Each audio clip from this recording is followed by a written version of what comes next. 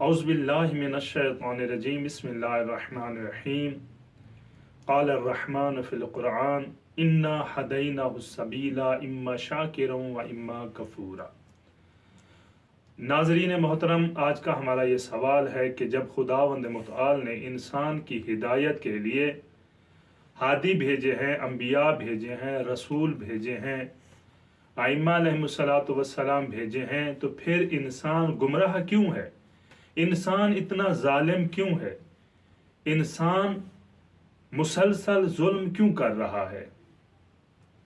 جیسے کہ آپ نے کل دیکھا لاہور میں جو حادثہ ہوا اور بچیوں پر جو تشدد کیا گیا، بہت ہی افسوسناک واقعہ ہے۔ اور اسی طرح پوری دنیا میں ہر انسان جس کے پاس اختیار ہے، اقتدار ہے، سرمایہ ہے، وہ اپنے سے کم تر انسان پر ظلم و مظالم کی انتہا کر دیتا ہے۔ نہیں دیکھتا کہ اس کا بدلہ مجھے دینا ہے یا نہیں دینا، وہ جتنا چاہتا ہے اتنا ہی ظلم کرتا ہے۔ تو کیوں؟ جب اللہ نے اتنے انبیاء بھیجے، اتنے ہادی بھیجے، تو پھر یہ انسان گمراہ کیوں ہے؟ دیکھیں، قرآن مجید میں اللہ تعالیٰ نے واضح طور پر فرما دیا، میں نے انسان پر کوئی زبردستی نہیں کی۔ جبر کا قائل نہیں ہے خداوند متعال کہ انسان پر جبر کرتا اور انسان کو ہمیشہ نیکی کی راہ پر قائم و دائم رکھتا۔ اللہ تعالیٰ نے ارشاد فرمایا اِنَّا هَدَيْنَاهُ السَّبِيلَ إِمَّا شَاكِرًا وَإِمَّا كَفُورًا۔ پروردگار ارشاد فرما رہا ہے کہ ہم نے راستے دکھا دی ہیں تمہیں، ہدایت کا بھی دکھا دیا ہے، اور اسی ہدایت کے راستے پر چل کر شکر گزار بنو، تمہاری مرضی، اور گمراہی کے راستے پر چل کے کافر بن جاؤ، تمہاری مرضی۔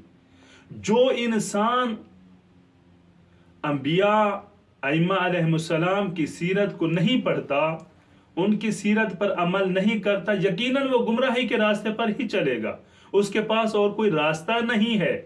پھر وہ اپنے دور کا فرعون اور یزید بن جاتا ہے، اور وہ نہیں دیکھتا کہ آگے کون ہے، وہ اپنے ظلم کی انتہا کر دیتا ہے۔ لیکن اسے یاد رکھنا چاہیے کہ جس طرح فرعون کو نیست و نابود کرنے کے لیے اللہ تعالیٰ نے موسیٰ کو بھیجا، اور یزید کے اقتدار کو ختم کرنے کے لیے، یزید کو سرنگو کرنے کے لیے، یزید کو قیامت میں لعنتی بنانے کے لیے امام حسین علیہ السلام کو بھیجا، تو وہ خالق آج بھی ان کے ظلم کو ختم کرنے کے لیے کسی موسیٰ اور کسی حسین ابن علی علیہ السلام کو بھیج سکتا ہے۔ تو عزیزان محترم، یقیناً جو انسان اپنی فطرت کو بھلا بیٹھے، فطرت کو چھوڑ دے، فطرت پر عمل کرنا چھوڑ دے، وہ دنیا کا سب سے بدترین ظالم بن جاتا ہے۔ اور یہی وجہ ہے کہ آج پوری دنیا میں جن کے پاس اقتدار ہے، وہ اپنے اقتدار سے فائدہ اٹھاتے ہوئے ظلم کر رہے ہیں۔